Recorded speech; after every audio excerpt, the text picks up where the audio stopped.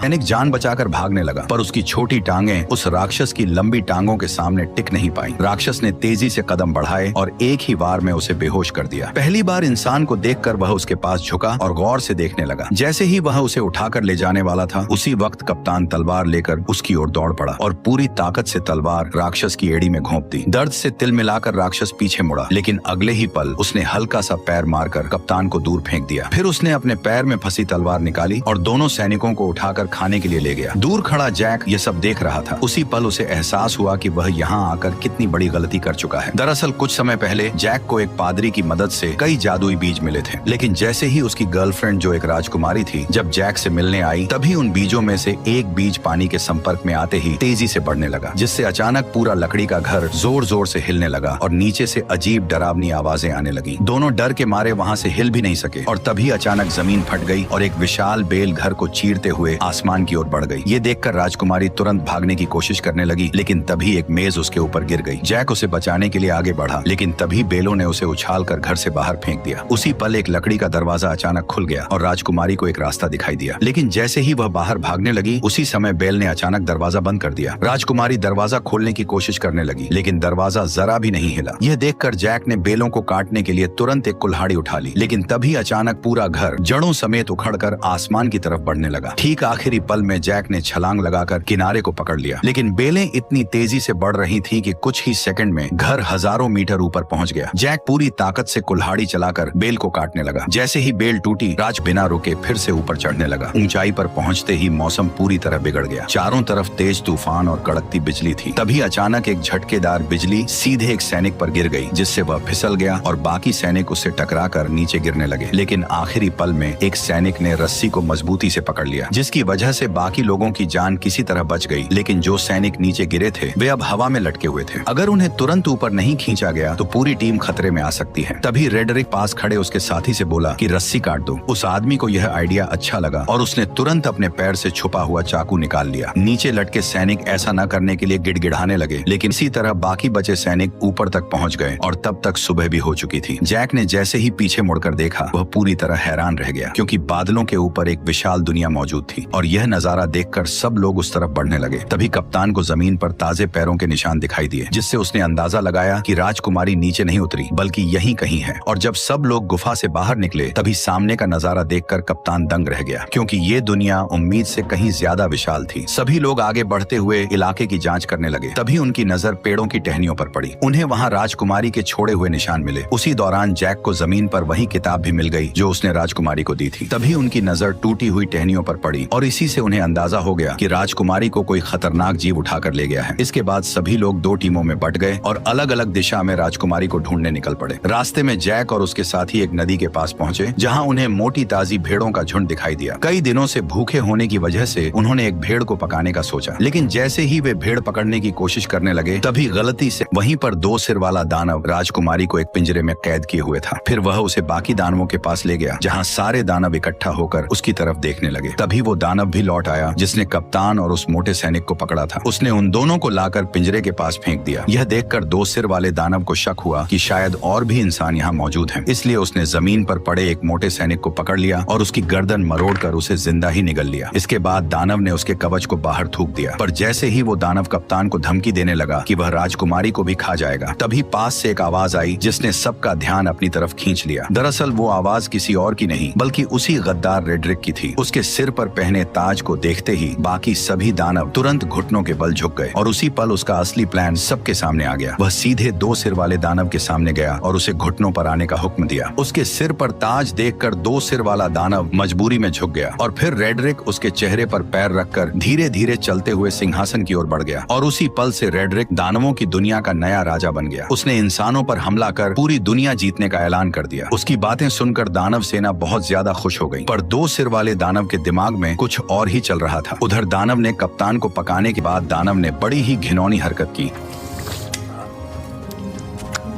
दानव ने कप्तान को मोड़कर एक तरफ रख दिया। तैयारी के बाद केवल सब्जियां डालना बाकी था। जैसे ही वह सब्जियां लेने गया, उसी समय जैक चुपके से वहां आ पहुंचा। जैक को देखकर राजकुमारी बेहद खुश हो गई, लेकिन उसने तुरंत उसे इशारे से चुप रहने को कहा। उधर दानव अब भी उलझा हुआ था और इसी बीच जैक धीरे धीरे राजकुमारी के पास पहुंच गया। उसने पिंजरे का लॉक खोलने की कोशिश की, लेकिन यह उसके बस की बात नहीं थी। तब राजकुमारी ने उसे पहले कप्तान को बचाने के लिए कहा, जिसे दानव ने सुअरों के साथ लाइन में रखा था। जैक तुरंत उसके पास पहुंचा और चाकू निकालकर उसे उस चिपचिपे आटे से अलग करने लगा। उसी समय दानव मसाला लेकर वापस आने लगा। ये देखकर जैक ने जल्दी से चाकू कप्तान को पकड़ा दिया और खुद छिप गया। खुशकिस्मती बूती से पकड़े रहा। तभी दानव बेकाबू होकर दीवार से जा टकराया और वहीं मारा गया। यह देखकर राजकुमारी और कप्तान दोनों हैरान रह गए। इसके बाद वे तीनों तुरंत उस जादुई बेल के पास पहुंच गए, लेकिन वहां पहले से ही एक दानव पहरा दे रहा था, जिसे रेड्रिक ने भेजा था। तभी जैक के दिमाग में एक अजीब आइडिया आया। वो एक मधुमक्खियों का छत्ता लेकर कप्तान के साथ धीरे धीरे उस दानव के पास पहुंच गया। फिर कप्तान ने दानव का हेलमेट उठाया और जैक ने छत्ता उसके अंदर पटक दिया। दानव अभी भी बेफिक्र सो रहा था और उसे जरा भी अंदाजा नहीं था कि उसके साथ क्या होने वाला है। जैसे ही जैक ने छत्ता अंदर रखा, तभी कप्तान ने तुरंत हेलमेट बंद कर दिया और फिर दोनों तेजी से वहां से भागकर पास की चट्टान के पीछे छिप गए, नीचे जा गिरा। ये देखकर तीनों लोग खुशी से झूम उठे। उन्हें यकीन नहीं हो रहा था कि उन्होंने इतनी आसानी से इतने बड़े दानव को हरा दिया। इसके बाद तीनों ने तुरंत वहां से निकलने का फैसला किया, लेकिन अचानक कप्तान रुक गया। उसने बताया कि उसे रेड्रिक से ताज छीनने के लिए यही रुकना पड़ेगा। इसलिए जैक उसे चाकू थमाकर राजकुमारी के साथ नीचे उतरने लगा। उसी समय दानव बैलों से टकराते हुए आखिरकार नीचे आ गिरा। तेज आवाज सुनकर राजा तुरंत अपने टेंट से बाहर आया और इस खतरनाक दानव को देखकर घबरा गया। अचानक गांव के लोग भी वहां इकट्ठा हो गए। तभी राजा ने ना चाहते हुए प्रजा की भलाई और दानवों को यहां आने से रोकने के लिए एक बड़ा फैसला लिया। उसने तुरंत जनरल को बेल काट डालने का आदेश दे दिया। सैनिकों ने विशाल लोहे की कीलें उस बड़ी बेल में ठोक दी, फिर उन पर मजबूत हुक लगा दिए और कुछ बैलों और घोड़ों की मदद से उसे खींचना शुरू कर दिया। धीरे धीरे वह विशाल बेल जड़ों समेत हिलने लगी, लेकिन इससे पास खड़े सैनिक अचानक खतरे में आ गए। तभी अचानक बीच वाली मोटी बेल भी टूटने लगी। ऊपर खड़े सैनिक नीचे गिरने लगे, जिससे चारों तरफ अफरा तफरी मच गई। उधर जैक और राजकुमारी बेल के सहारे नीचे उतर रहे थे, लेकिन जैसे ही उन्होंने नीचे नजर डाली तो वे डर के मारे घबरा गए, क्योंकि बेल बेकाबू हो चुकी थी और किसी भी पल गिर सकती थी। उसी समय जैक ने मौका देखकर राजकुमारी को कसकर पकड़ा और तेजी से एक लटकती डाल को थाम लिया। दोनों हवा में झूलते हुए तेजी से नीचे की ओर बढ़ने लगे। आखिरकार जब वे नीचे गिरे तो घास के ढेर ने उनकी रफ्तार कम कर दी और इस तरह दोनों सही सलामत जमीन पर पहुंच गए। ठीक उसी पल रेड्रिक ने सभी दानवों को इकट्ठा कर इंसानों पर हमला करने की तैयारी की। तभी दो सिर वाले दानव को इंसान का आभास हुआ, जिससे कप्तान छिप गया। तभी रेड्रिक ने आगे बढ़ते हुए बैल उगाने वाले जादुई बीज निकाले, लेकिन रेड्रिक डर के मारे दानवों को पुकारने लगा, जबकि कप्तान उसके सामने लड़ने के लिए तैयार खड़ा हो गया। तभी दो सिर वाले दानव ने बाकी दानवों को उसे बाहर निकालने का आदेश दिया। दानव चट्टानों को तोड़ने लगे और नीचे कप्तान और रेड्रिक के बीच लड़ाई शुरू हो गई। रेड्रिक ने अपनी लंबी तलवार के सहारे कप्तान को गिरा दिया और उसका हथियार दूर जा गिरा। इसके बाद उसने मौका पाकर लगातार हमले शुरू कर दिए, लेकिन कप्तान ने किसी तरह उसका वार रोक लिया और दोनों के बीच ताकत की लड़ाई शुरू हो गई। जल्द ही कप्तान कमजोर पड़ने लगा और रेड्रिक ने उसे पानी में डुबो दिया। तभी अचानक उसकी नजर उस चाकू पर पड़ी जो उसकी तरफ बहकर आ रहा था। कप्तान ने सही मौके पर उसे दांतों से पकड़ लिया और तुरंत रेड्रिक के चेहरे पर वार कर दिया। अचानक हुए हमले से रेड्रिक का गुस्सा फूट पड़ा। उसने अपने हथियार के दम पर कप्तान को पीछे धकेल दिया। कप्तान मजबूर होकर पीछे हटता गया और आखिरकार किनारे तक पहुंच गया। तभी रेड्रिक ने उसे एक जोरदार लात मारकर नीचे गिरा दिया, लेकिन कप्तान ने किसी तरह चट्टानों को पकड़ लिया। रेड्रिक तलवार को उसके हाथों में चुभोने लगा ताकि वह खुद नीचे गिर जाए, लेकिन उसने कप्तान की ताकत को कम आंका था। जैसे ही वह फिर से हमला करने लगा, कप्तान ने उसी के हथियार को पकड़कर उसी की टांग में घोंप दिया। दर्द से रेड्रिक जोर जोर से चिल्लाने लगा और इसी मौके का फायदा उठाकर कप्तान ने तलवार रेड्रिक के पेट में घोंप दी। अचानक दो सिर वाला दानव उससे पहले ही ताज उठा ले गया। उसने ताज अपनी उंगली में पहन लिया और खुद को नया राजा घोषित कर दिया। ताज पहनते ही उसकी ताकत फिर से लौट आई। यह देखकर बाकी दानवों ने भी अपने घुटने टेक दिए। तभी कप्तान ने देखा कि धरती पर लौटती हुई वह एकमात्र बेल अब कभी भी टूटकर नीचे गिर सकती है, इसलिए उसने बिना देर किए सीधे बेल पर छलांग लगा दी। बेल तेजी से किले की ओर बढ़ने लगी। कप्तान ने सही समय का फायदा उठाया और छलांग लगाकर सीधे पानी में कूद गया। दो सिर वाले दानव ने जब देखा कि इंसानों की दुनिया तक जाने का रास्ता टूट चुका है तो वह गुस्से से गरज उठा। तभी अचानक छोटे सिर ने जमीन पर पड़े उस थैले की ओर इशारा किया जिसमें जादुई बीज भरे हुए थे। दो सिर वाले दानव ने उसे उठाया और अपने हाथ में खोल लिया। उसमें कुल 4 जादुई बीज थे। यह देखकर वह खुशी से झूम उठा। उसने तुरंत एक फूंक मारकर उन बीजों को पानी में फेंक दिया। जैसे ही बीज पानी से टकराए वे तुरंत उगने लगे और अगले ही पल जमीन को चीरती हुई 4 विशाल बेलें बाहर निकल आईं। इसके बाद दो सिर वाले दानव ने जोर से आदेश दिया और सभी दानव उस बेल पर चढ़कर इंसानों की दुनिया की ओर बढ़ने लगे। आखिरी पल में दो सिर वाला दानव भी छलांग लगाकर नीचे कूद पड़ा। वो बेलों के जरिए फिसलते हुए हुए जमीन की ओर बढ़ने लगा। उसी समय जैक घोड़े को पानी पिला रहा था। तभी अचानक उसकी नजर आसमान की ओर गई। उसने देखा कि सभी दानव तेजी से नीचे की ओर बढ़ रहे हैं। बिना एक पल गवाए वह घोड़े पर सवार होकर राजा को चेतावनी देने निकल पड़ा। उधर राजा की सेना आराम से किले की ओर बढ़ रही थी। तभी जैक की नजर सेना पर पड़ गई। वो जोर जोर से चिल्लाने लगा कि दानव आ रहे हैं, लेकिन राजा को अब भी कुछ समझ नहीं आया। तभी पीछे के जंगल से अचानक कई दानव निकल आए और जहाँ जहाँ वे जा रहे थे वहाँ सब कुछ तहस नहस कर रहे थे। कोई भी उन्हें रोक नहीं पा रहा था। जल्द ही दानव सेना पास आ गई और उन्होंने एक सैनिक को पकड़कर जिंदा निगल लिया। घोड़े पर सवार लोग भी उनकी रफ्तार से नहीं बच पाए। इस वक्त इंसान उनके सामने बिल्कुल बेबस थे। तभी एक गोल चेहरे वाले दानव ने पास की पवन चक्की का पंखा तोड़कर राजकुमारी की तरफ फेंक दिया, जो जमीन पर गिरते ही सब कुछ चकनाचूर कर गया और राजा का ताज भी गिर पड़ा। उधर किले पर तैनात सैनिकों ने राजा की सेना को आते देखा और उन्होंने तुरंत अंदर युद्ध की तैयारी की खबर भेज दी। कप्तान ने तुरंत सभी सैनिकों की मदद से खाई में तेल डलवा दिया ताकि दुश्मनों को रोका जा सके। जैसे ही राजा की सेना किले के पास पहुंची, उसने तीर चलाने का आदेश दे दिया और देखते ही देखते सैकड़ों जलते हुए तीर दुश्मनों की ओर छोड़ दिए गए। जैसे ही ये तीर तेल से टकराए, चारों तरफ आग भड़क उठी और इसी बीच राजा की सेना सुरक्षित किले के अंदर पहुंच गई। राजकुमारी को सही सलामत देखकर कप्तान ने तुरंत किले के दरवाजे बंद करने का आदेश दिया, लेकिन उसी समय जैक अभी भी बाहर था और दानव उसके पीछे पड़े हुए थे। जैसे ही किले का दरवाजा बंद होने लगा, तभी जैक घबरा गया, लेकिन आखिरी पल में वह अपने घोड़े के साथ छलांग लगाकर अंदर घुस आया। हालांकि उसके पीछे पीछे दो सिर वाला दानव भी दरवाजे पर चढ़ आया, लेकिन तभी कप्तान ने उस पर हमला बोल दिया और वह सीधे आग की जलती लपटों में जा गिरा।